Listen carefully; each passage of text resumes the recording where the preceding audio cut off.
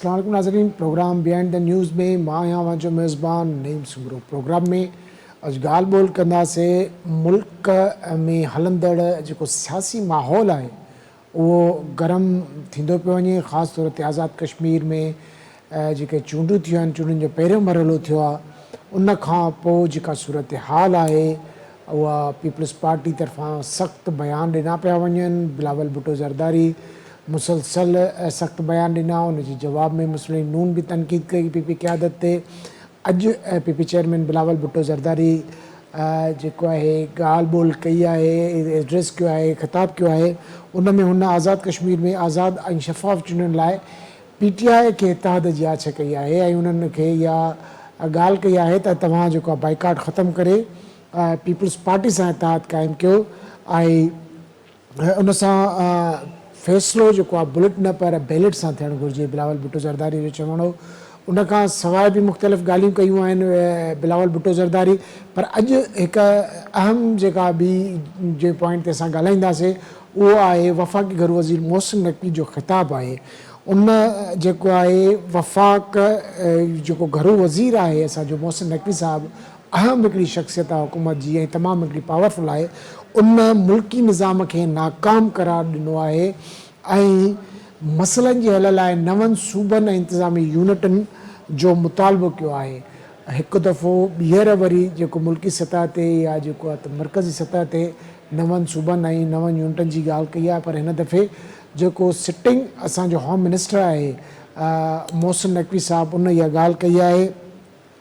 संदसि चवणु आहे त मुल्की निज़ाम नाकारा थी चुको आहे। जमहूरियत में 4 खां 5 निज़ाम हली रहिया आहिनि। इन खां सवाइ मसइलनि जो हल मुमकिन न आहिनि। इन करे मुल्क में नवां सूबा ऐं नवां इंतिज़ामी यूनिट ठाहे सघनि था।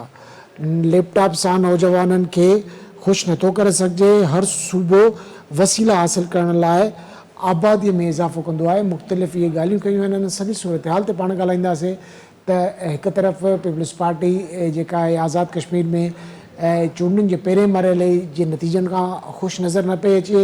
ॿी जेको आहे उन खां सवाइ मुस्लिम नून आहे, उन्हनि बि जेका तनक़ीद जा तीर आहिनि पीपल्स पार्टी ऐं पीपी क़यादत ते हलाया आहिनि।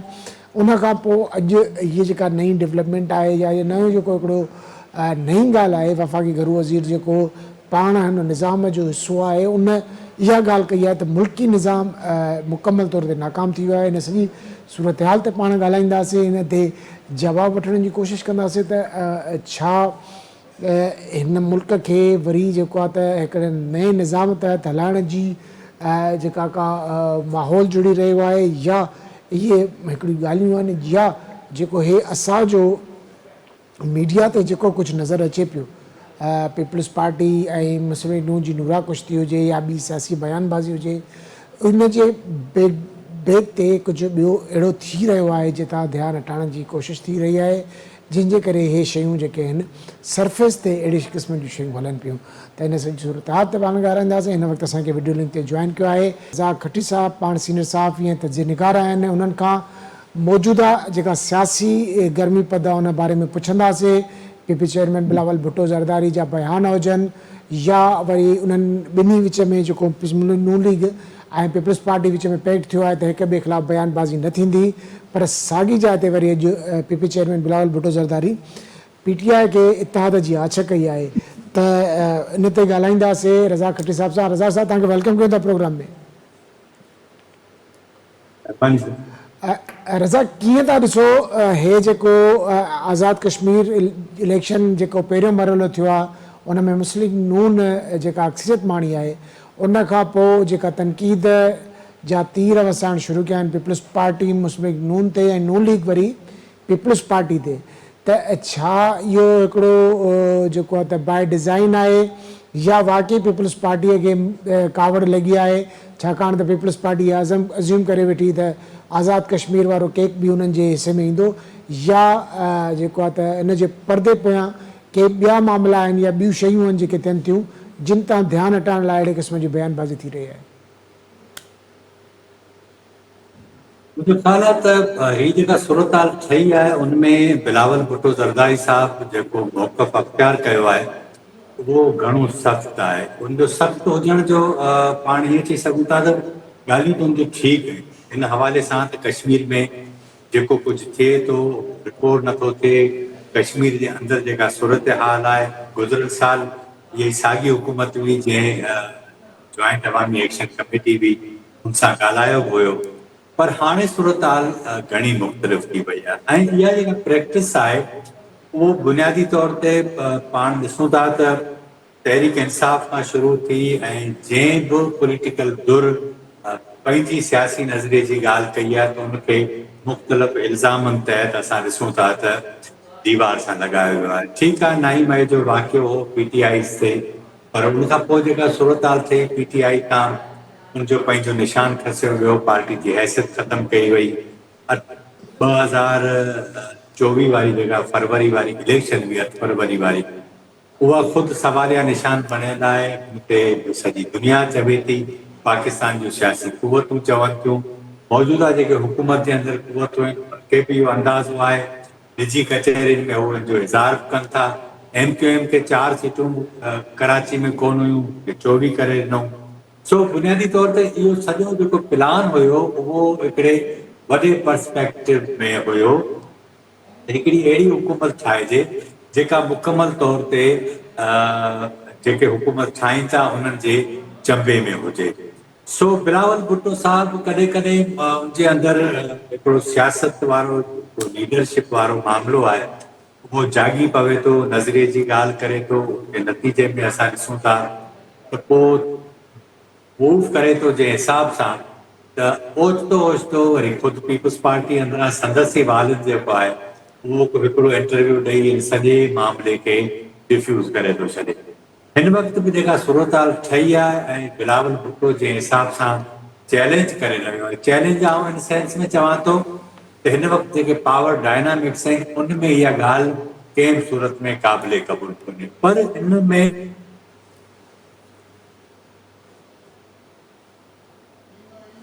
जी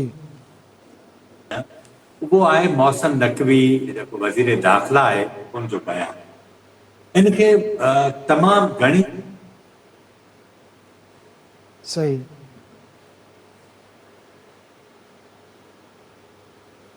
जेके पीपुल्स पार्टी या ऐवान सदर मां जेके ख़बरूं आयूं आहिनि उनमें इहो मौहसिन नक़वी कराची पहुतो, उनजी मुलाक़ात थी ऐं उन वीडियो खे थोरो तव्हां गौर सां ॾिसंदो त उनमें जेका बॉडी लैंग्वेज आहे उहो नज़र अचे थी। उनखे थोरो मुशाहिदो करण जी ज़रूरत आहे। हिकु त सही ॻाल्हि ऐं ज़ाहिर आहे त इहा मुलाक़ात ओचिती थी आहे ऐं वरी मौहसिन नक़वी इस्लामाबाद पहुतो, उते जेका बिज़नेस समिट हुई, इकोनॉमिक समिट हुई, उते हुन जेको ॻाल्हायो आहे उनमें खुलो खुलो पैगाम आहे। हाणे उहो पैगाम रुगो वज़ीर दाख़िला जो कोन्हे। पाण सभु सम्झूं था त हिन वक़्तु ईरान अमेरिका ॻाल्हियूं हुयूं, उनमें वज़ीर ख़ारजा या डिप्टी प्राइम मिनिस्टर खां वधीक रोल मौहसिन नक़वी साहब जो हुयो। बिल्कुलु मौहसिन नक़वी साहब पाकिस्तान जी पॉलिटिक्स में CDF जो सभिनि खां वधीक पाण सम्झूं त एतमाद वारो माण्हू आहे जेको यकीनी आहे। उनजे पारां इहा ॻाल्हि करणु इन मां क्लियर कट समूरनि सियासी धुरियुनि खे तमामु घणा पैगाम हुआ। हिकु पैगाम त इहो जेके इंतिज़ामी यूनिटनि जे हवाले सां जेको घणनि ॾींहंनि खां इहो सिलसिलो हले पियो, जी नई हुकूमत आई आहे त मुल्क जे अंदरि नवां सूबा ठाहिया वञनि ऐं उनजे नतीजे में MQM जे अंदरि बि हवा भरी वई आहे। पर हाणे हिन में बुनियादी तौर ते मूंखे ज़ाती तौर ते जेका ॻाल्हि सम्झ में अचे थी उहा इहा आहे त इंतिज़ामी यूनिटनि जो मसइलो बलूचिस्तान जो मसइलो कोन्हे, इंतिज़ामी यूनिटनि जो मसइलो पख्तूनख्वा जो मसइलो कोन्हे, इंतिज़ामी यूनिटनि जो मसइलो पंजाब जो कोन्हे। हाणे उहो इन करे कोन्हे त पंजाब जे अंदरि जेका ब्यूरोक्रेसी आहे, जेको पावर आहे, उहो ऑलरेडी सेंट्रल पंजाब जे कंट्रोल में आहे। ॾखण पंजाब जे हवाले सां जेके ॻाल्हियूं हलनि थियूं त हे सिर्फ़ु ॾखण पंजाब खे सूबो या एडमिनिस्ट्रेटिव कोन ठाहींदा, उनमें बावलपुर खे अलॻि कंदा, मुल्तान खे अलॻि करे सघनि था ऐं अञा को हिकिड़ो ॿियो यूनिट दार करे सघनि था। यानी 3-4 हिननि जो प्लान आहे हिन क़िस्म जो हुते ठाहे ॾे। पख्तूनख्वा में ऑलरेडी हज़ारा डिवीज़न जे हवाले सां अॻे तहरीकूं हली चुकियूं आहिनि ऐं जेके पश्तून आहिनि उन्हनि जे लाइ कोई इहो वॾो इशू कोन्हे। बलूचिस्तान जे अंदरि पश्तून बेल्ट आहे, बलोच बेल्ट आहे, उते वो इहो एॾो वॾो मसइलो कोन्हे। टी ॻाल्हि इहा त बलूचिस्तान जे अंदरि जेका पाण सूरत हाल ॾिसूं था उहो इंतिहाई ख़तरनाक थी चुकी आहे। उनमें ही कीअं उनखे डील कंदा उनजे बारे में हू वधीक सम्झंदा। हाणे घुमी फिरी ॻाल्हि अचे थी सिंध ते। पीपल्स पार्टी ज़ाहिर आहे त उहो ही एॾो वॾो रिस्क खणी नथी सघे। इन करे त डुअल सिस्टम जॾहिं हिननि पीपल्स पार्टी कानून पास कयो उनमें जेका हिननि सां हालत थी, यानी इन ताईं हालत थी जो संदन नौकरनि खां जेके घर में वज़ीर हुआ उन्हनि खे उन्हनि नौकरनि खां डपु पिए थियो त अलाए छा थींदो। कैनाल वारी तहरीक जी साॻी सूरताल हुई, हे निकिरी न पिया सघनि जंहिंजे नतीजे में हिननि खे मुज़ाहिरा करणा पिया ऐं पोइ इतफ़ाक़ इहो थियो त इंडिया में पहलगाम वारो वाक़ियो थी वियो। सूरताल जंग तरफ़ हली वई ऐं हिनखे CCI जे ज़रिए फ़िलहालु उन्हनि टारे छॾियो। पर हाणे सूरताल सॼी चेंज थी वई आहे। हिन वक़्तु इंटरनेशनल सतह ते पाकिस्तान जी पोज़ीशन ॿी आहे।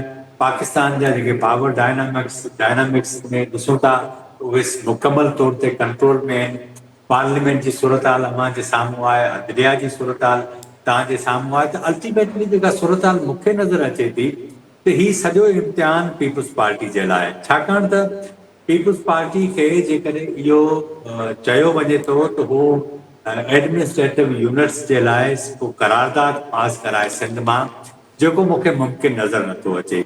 सो ही अॼु प्रेस ही जेको अॼु कॉन्फ्रेंस हुई वज़ीर दाख़िला जंहिंमें ख़िताब कयो उनमें हिकु त इहो मामिलो हो। ॿी ॻाल्हि हुन जेका कई उहा हिन इहा कई त लैपटॉप वग़ैरह विराइण सां मसइलो हल कोन थींदो। सही पाकिस्तान जा जेके कॉकरोच इहे जेकॾहिं निकिरी आया त सॼो सिस्टम वेड़े छॾींदा ऐं उन हिकिड़ो लफ़्ज़ इस्तेमालु कयो त पाकिस्तान जो मौजूदा निज़ाम जेको आहे उहो कोलैप्स थी चुको आहे। अच्छा ज़ाहिर आहे असां तव्हां रज़ाक हमेशह भाउ, इहा जीअं तव्हां ॻाल्हि कई कई त हिन जो जेको हवालो ॾिनो मां हिन ॾे बाद में पहुचणु चाहियां, पर हाणे तव्हां ज़िक्र करे छॾियो आहे त साॻी जाइ ते जेकॾहिं मोहसिन नक़वी इशारो ॾिनो आहे या टफ टाइम नो डाउट इहो पीपल्स पार्टी लाइ आहे त बिलावल भुट्टो ज़रदारी जेका स्पीच ॾिसूं या हुनजी जेका PTI खे आछ ॾिसूं, साॻी जाइ ते इहा गैम्बलिंग या इहा सियासत बिलावल भुट्टो ज़रदारी बि नाहे खेॾी PTI खे आछ करे। असल में मां तव्हांजो सवाल पूरो सम्झी कोन सघियो आहियां, पर मुंहिंजो ख़्याल आहे तव्हांजे बिलावल भुट्टो जे हवाले सां ई तव्हां कुझु पुछणु पिया चाहियो। बिलावल साहिबु कश्मीर में जेको मौक़फ़ रखियो आहे बुनियादी न तौर ते न उनजी ख़्वाहिश बिलावल भुट्टो ज़रदारी अॼु जेको PTI खे आछ कई आहे इत्तेहाद जी, तव्हां नथा सम्झो, छाकाणि त PTI हिन महिल जेके असांजी मुल्क जो जेके असुल पॉलिसी मेकर्स आहिनि या इक़्तिदार धणी आहिनि असुल उन्हनि जे जेको आहे त PTI बाबति छा राय आहे तव्हां बहितर सम्झो था मूंखां। अहिड़ी सूरत हाल में बिलावल भुट्टो ज़रदारी तरफ़ां PTI सां इत्तेहाद जी ॻाल्हि करणु या हुन हिकिड़ो अहिड़ो तव्हां नथा सम्झो त हुन बि हिकिड़ो सियासी को क़दम खंयो आहे। मुंहिंजो ख़्याल आहे त सियासी तकरीर आहे। ज़ाहिर आहे हुनमें तव्हां पंहिंजा पता शो कंदा आहियो, कुझु शो कोन कंदा आहियो। जी हा, पाण जेकॾहिं इहो थोरो मुंहिंजो ख़्याल आहे ओवर थिंक थींदो जेकॾहिं पाण सोचियूं त को हे ची गवेरा थी वेंदा ऐं हुकूमत खां हटी वेंदा ऐं चवंदा हिमायत वापसि वठूं था। सो हिननि में एतिरो हाणे पीपल्स पार्टी में दम कम कोन्हे, इहो बिल्कुलु तव्हां क्लियर रखो ज़हन में। सही ही ॿी ॻाल्हि जेको बिलावल साहब करे थो त फार्म 47 वारी हुकूमत आहे। बुनियादी तौर ते फार्म 47 वारी हुकूमत खे लेजिटिमाइज़ कयो पाकिस्तान पीपल्स पार्टी। पीपल्स पार्टी आइनी तरमीम पाकिस्तान पीपल्स पार्टी जी हिमायत खां सवाइ मुमकिन कोन हुयूं। अदालत जा पर्ब हिननि कटिया। CDF खे जेका सॼी जमार जो इस्तिस्ना हिननि ॾिनो। फील्ड मार्शल खे सॼी जमार वर्दी पाइण जो हक़ बि हिननि ॾिनो। पाकिस्तान जे अंदरि जेको अदलिया जी सूरत हाल या उनजो जेको पंहिंजी मर्ज़ी जा जज मुक़ररु करण वारो अख़्तियार हिननि कयो ऐं उनखां पोइ तव्हां ॾिसो था त हाणे जेका अदलिया जी सूरत हाल आहे उहा तव्हांजे साम्हूं आहे। सो हे असल में एतिरा गुनाह करे चुका आहिनि जो हिन जी वापसी मूंखे नथी लॻे त थिए। इन करे त सॼी हिन हुकूमत खे जेके ई फार्म 47 जी हुकूमत चवनि था इहा त बीठल ई हिननि जे कुलनि ते बि, हिन खे कानूनी शक्ल हिननि अञा ॾियारी, ताईं बीठल आहे। सभु कुझु हिननि जी जेका सदारत आहे उहा बि इन ई फार्म 47 वारी हुकूमत जे करे आहे। सेनेट जी चेयरमैनशिप बि फार्म 47 वारी हुकूमत जे करे आहे। गवर्नरियूं हिननि वटि उन जूं आहिनि। ऐं सो बुनियादी तौर ते ही फ़िलहाल ठका आहिनि तकरीरनि जा। कश्मीरी इलेक्शन 10 तारीख़ ताईं हलंदी, पोइ हिनखे चयो वेंदो त बसि ठीकु आहे माठ करे वियो। सो न ही त फ़िलहाल अच्छा रज़ाक ॿी साहब, ॻाल्हि हिकिड़ी जीअं तव्हां चओ जेका था त हे ठकावा आहिनि, सियासी बयानबाज़ी आहे, पर जीअं तव्हां ज़िक्र करे वियो मोहसिन नक़वी साहब जे जेको आहे त ख़िताब जो, जेको अॼु उन्हनि कन्वेंशन सेंटर में चयो आहे त ही मुल्क जेको निज़ाम आहे मुल्की उहो नाकारा थी चुको आहे, हिन सिस्टम खे रीसेट करण जी ज़रूरत आहे। त इन मां अव्हांजी छा मुराद आहे, छाकाणि त मोहसिन नक़वी जॾहिं को बयानु ॾिए थो त उहो को हवा में नथो ॾिए। ऐं तव्हां नथा सम्झो त जीअं असां हिन खां आज़ादु कश्मीर जे इलेक्शन खां पहिरियां 28 तरमीम ऐं 29 तरमीम या मुख़्तलिफ़ तरमीमनि जूं ॻाल्हियूं ॿुधंदा पिया अचूं, उन लाइ हे माहौल न पियो जुड़े? डेफिनेटली इन में त को शक कोन्हे। मूं तव्हांखे पहिरीं अर्ज़ु कयो त जॾहिं 2024 वारी इलेक्शन हुई, सो बुनियादी तौर ते उन में इहो सभु प्लान शामिल हुयो। ॼाण सियासी जमातूं कुझु पंहिंजो हिसो वठणु चाहिनि थियूं, हुननि इहा कोशिशि कई त अदलिया असांजे कंट्रोल में हुजे। हालांकि पाण सभु सम्झूं था जेकॾहिं एस्टेब्लिशमेंट जो मूव तब्दील थियो त अदलिया हिननि जे कंट्रोल में कोन रहंदी, जिन वटि उनजो बटन आहे उनजे कंट्रोल में रहंदी। हिकिड़ी ॻाल्हि इहा आहे। ॿी ॻाल्हि इहा आहे त ही प्लान ऑलरेडी आहे, पर मूंखे अफ़सोस इन ॻाल्हि जो थो थिए त ही जेके इंजीनियर्स वेठा आहिनि, जेके निज़ाम खे तब्दील करण जी ॻाल्हि कनि था, सो ही बुनियादी मूंखे लॻे थो त शायदि बलूचिस्तान जी सूरत हाल अव्हांजे साम्हूं आहे, पख्तूनख्वा जी अव्हांजे साम्हूं आहे, कश्मीर जी सूरत हाल अव्हांजे साम्हूं आहे, बाक़ी बचे थो सिंध, बचे थी सिंध ऐं पंजाब। सो सिंध में अलाए छो हिननि खे लॻे थो त को हुनखे डीस्टेबलाइज़ करणु घुरिजे या का नियत अथनि। सो मूंखे अवामी जेको रिएक्शन आहे, सो आउं सम्झां थो त इहो घणो ख़तरनाक हूंदो, इन करे हूंदो त सिंध बुनियादी तौर ते करप्ट इलीट अफोर्ड करे सघे थी। सिंध पॉलिटिकल कल्चर बर्बाद थियो आहे, उहो अफोर्ड कयो। सिंध ब्यूरोक्रेटिक कल्चर बर्बाद थियो, उहो अफोर्ड कयो। पर सिंध पंहिंजी ॿोली ते बार्गेनिंग कोन कंदी, सिंध पंहिंजे दरिया ते बार्गेनिंग कोन कंदी, सिंध पंहिंजी हदनि ते बार्गेनिंग कोन कंदी, इहो क्लियर आहे। हा, जेकॾहिं MQM जो फेनामेना सिंध में न हुजे हा ऐं ॿी का ॻाल्हि हुजे हा त पोइ शायदि इन ते का ॻाल्हि थी सघे पई, पर बुनियादी तौर ते सिंधी माण्हुनि खे, सिंध जे आम आवाम खे 47 खां वठी अॼु ॾींहुं ताईं इहो डपु रहियो आहे त असांजा वसीला खसण जे लाइ हिन पाकिस्तान जी इस्टेब्लिशमेंट शुरू खां मुख़्तलिफ़ हथ कंडा इस्तेमालु कया आहिनि। सो सिंध जो माण्हू कतई इहा ॻाल्हि अफोर्ड कोन कंदो ऐं पोइ पीपुल्स पार्टी जी मजबूरी इहा थी पवंदी त हू इहो न कंदी। हाणे हुनजा हुनखे छा अज़ालो करिणो पवंदो उहो इस्टेब्लिशमेंट वधीक बहितर ॼाणे थी, पर मुंहिंजो ख़्यालु इहो आहे त पीपुल्स पार्टी खे इहो हाणे हुनजे लाइ ॾुखियो वक़्तु थी सघे थो। पर मोहसिन नक़वी जी ॻाल्हि, हिकिड़ी ॻाल्हि बिल्कुलु वाज़े आहे त इहो पैगाम आयो आहे पिंडी जो, बिल्कुलु क्लियर कयो वियो आहे। ऐं इहा लैपटॉप वारी ॻाल्हि प्राइम मिनिस्टर जे लाइ आहे, इंतिज़ामी यूनिटनि जी ॻाल्हि समूरनि सियासी धुरियुनि जे लाइ आहे। ऐं हिकिड़ी ॿी ॻाल्हि जेका इंतिहाई ख़तरनाक मूंखे लॻी, उहो उन इहा ॻाल्हि कई बिज़नेसमैन्स खे चयो तव्हां अची हिन पावर जो हिसो थियो, यानी को केयर टेकर सिस्टम, जंहिंजे लाइ हिकिड़ी ॻाल्हि घणनि ॾींहंनि खां हले थी त वफ़ाक़ी कैबिनेट में केयर टेकर माण्हू आणियो जेके सिस्टम खे डिलीवर कनि। हाणे बुनियादी तौर ते ही जेका मौजूदा हुकूमत आहे, जंहिं बेरहमी सां IPP जो नफ़ो वधाए थी, जंहिं बेरहमी सां पंहिंजो पेट्रोल जी क़ीमतूं वधनि थियूं, जेकॾहिं अवाम जो ओरिजिनल मैंडेट हुजे हा त मुंहिंजो ख़्यालु आहे त शायदि एॾी हुन में हिमत न हुजे हा, पर हू कंदा था वतन। हाणे तव्हांखे आउं कुझु फिगर ॾियां त तव्हां हैरान थींदो। हे जेका ईरान अमेरिका जंग हुई, उन में मुसलसल इहो एहसान जताईंदी रही आहे मौजूदा वफ़ाक़ी हुकूमत त असां आवाम खे 160 अरब रुपयनि जी सब्सिडी ॾिनी आहे पेट्रोल जी मद में। जी, पर तव्हां अंदाज़ो कयो त 1800 अरब रुपया त सिर्फ़ु हे 1400 अरब रुपया त हिननि 2025-26 में पेट्रोलियम लेवीज़ जी शक्ल में वरिता मद में आहिनि। वरिता ठीकु आहिनि, आहे, बिल्कुलु। IPP जी मद में जेके ही माण्हुनि खां बिजली जे बिल में पैसा वठनि था, उहो तव्हां हिसाब कयो त एवरेज 5000 रुपया पर सारिफ़ जेको मीटर रखे थो उनजे खीसे मां महीने में था निकिरनि।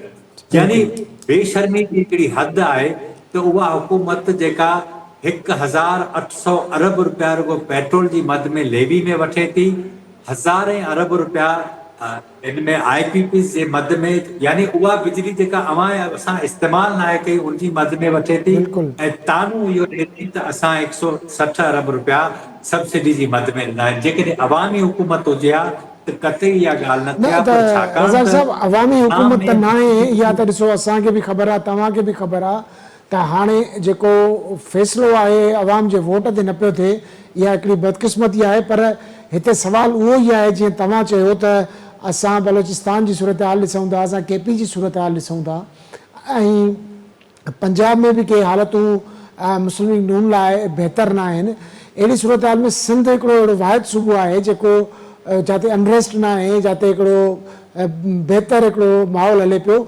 छा सबबु आहे, छा जीअं तव्हां पाण असां हिन शइ ते ॻाल्हायूं था त असांखे इन शइ जो इदराक आहे, इन शइ जो अहसासु आहे त अहिड़ी जेको हिकिड़ो सूबो पुरअमन आहे उनखे न छॾणु घुरिजे, त छा जेके असुलु वागदणी आहिनि या जेके पॉलिसी मेकर्स आहिनि असांजा एस्टेब्लिशमेंट असांजी, उहा नथी सोचे त असां अॻे ई असां वटि ॿिया मुआज़ खुलिया पिया आहिनि, सिंध जो मुआज़ असांखे न खोलणु घुरिजे।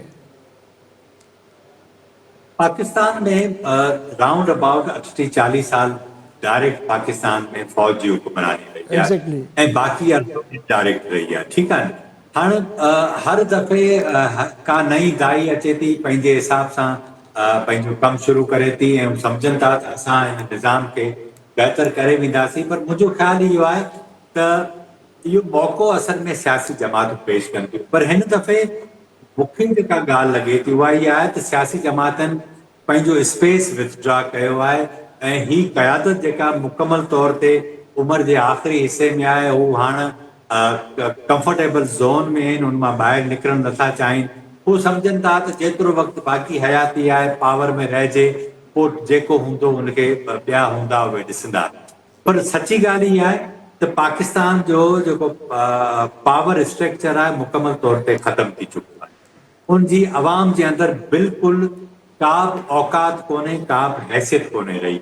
अवाम जो अदम एतमाद इन हद ताईं आहे जो जेकॾहिं का बि अहिड़ी चिड़ंग उथी त ही शायदि उन ते कंट्रोल कोन करे सघंदा। पर अॼु इहा ॻाल्हि जॾहिं मौसम नक़वी पाण चवे थो त बुनियादी तौर ते इन्हनि सियासी धुरियुनि खे हाणे ब्लैकमेलिंग करण जो हिकिड़ो नओं दौरु शुरू थियो आहे, जंहिंमें उन 3-4 शयूं रखियूं आहिनि। इंतिज़ामी यूनिट्स, कारोबारी माण्हू पावर में अॻिते अचनि, कारोबारी माण्हू सियासी जमातनि खे इलेक्शन में फंडिंग न कनि, यानी इहे सभु उन मैसेज कया आहिनि ऐं लाइव टेलीविज़न प्रोग्राम जे अंदरि कया आहिनि त इहे सभु शयूं तव्हांखे सम्झणु घुरिजनि त सूरत हाल किथे वञे पई। अच्छा, जीअं तव्हां ॻाल्हि कई त उन्हनि हिकिड़ो असांजे मुल्क में मुख़्तलिफ़ वक़्तनि ते टेक्नोक्रेट गवर्नमेंट जी ॻाल्हि थी आहे। कंहिं दौर में बेनज़ीर भुट्टो साहिबा जे हवाले सां बि इहो आहे त टेक्नोक्रेट्स जी जेका हुकूमत जी जहिड़ी मुल्क खे ज़रूरत हुजे त उनखे अहिड़ो ॾिजे। तव्हां सम्झो था त हे जेको अॼु मोहसिन नक़वी साहिबु चयो आहे, हिकिड़े पॉइंट ते हुननि इहो बि ॻाल्हि कयो त मां 1 यूनिट टाइप जी या का अहिड़े क़िस्म जी ॻाल्हि न पियो कयां, मां इंतिज़ामी यूनिटनि जी ॻाल्हि थो कयां, 9 सूबनि जी ॻाल्हि थो कयां। तव्हां सम्झो था त हे जेको इहो रुॻो मुंहिंजे ख़्याल में त इहो रुॻो सिंध जो मसइलो न आहे, इहो ज़ाहिर आहे पंजाब जो बि मसइलो आहे, छाकाणि त सभ खां वधीक आबादीअ वारो जे सूबो आहे त उहो पंजाब आहे। उते जेकॾहिं उहे इंतिज़ामी यूनिट बि ठहंदा त मुंहिंजे ख़्याल में उतां जी इस्टेब्लिशमेंट या उतां जो जेको बि कामोरो वेठो आहे उनखे बि इहा ॻाल्हि न वणंदी। त इहो तव्हां नथा सम्झो त सूबा जेको आहे इन ते मज़ाहिमत कंदा या को जेको आहे त इस्टेब्लिशमेंट खे को टफ टाइम मिलंदो? मुंहिंजो ख़्यालु आहे त पंजाब जे लाइ पाण अञा कुझु नथा चई सघूं, इन करे त मियां नवाज़ शरीफ़ हुजे या PTI हुजे, तव्हांजो वॾियूं जेके जमातूं आहिनि, सो उहे को इन मामले ते को घणी उन्हनि में रेज़िस्टेंस मौजूदु कोन्हे।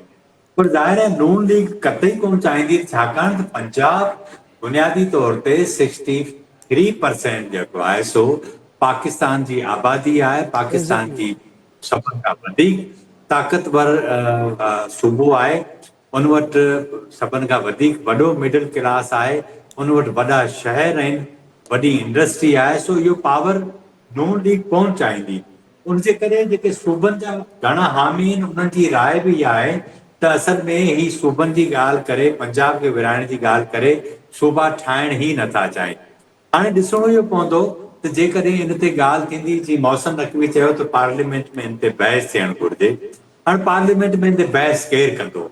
नून लीग कंदी। नून लीग कंदी त यानी नून लीग सिंध में आहे कोन, ठीकु आहे न। बिल्कुलु बाक़ी जेके ॿ चारि दाणा आहिनि उहे खणी इस्तीफ़ाऊं ॾींदा, हुनखां को फ़र्क़ु कोन पवंदो।